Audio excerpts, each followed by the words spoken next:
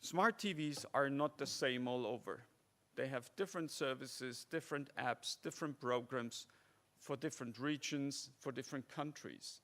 So if you imagine someone manufacturing a TV device, it's the same device. Maybe one is designed for Europe because it has the HbbTV standard, which is a technical standard.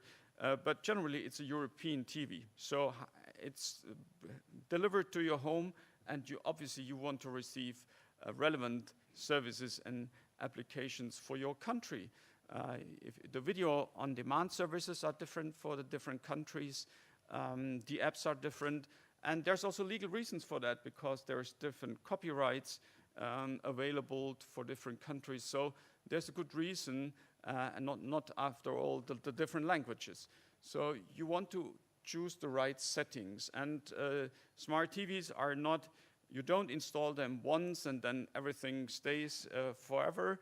It's very dynamic, so the type of services you get changes all the time, and it's getting updated all the time. And every time it's required to know where you are. So there's this issue, how can you identify where the user is located? And obviously, there would be very simple ways. If you ask the users to put in your street and address, then obviously it would be very personal data, but it would be very exact. Now, privacy by design would ask you not to use too much of those information and identifiers, but to seek out more clever ways how to solve it. And for example, you could use the IP address, which you need anyway for a TV to connect to a server, and then just use the broad localization information within the IP address.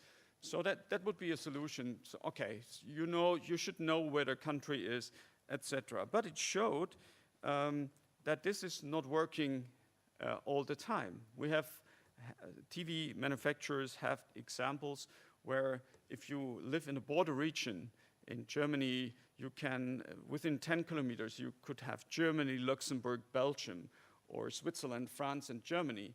So if you're located there, this information is not always exact.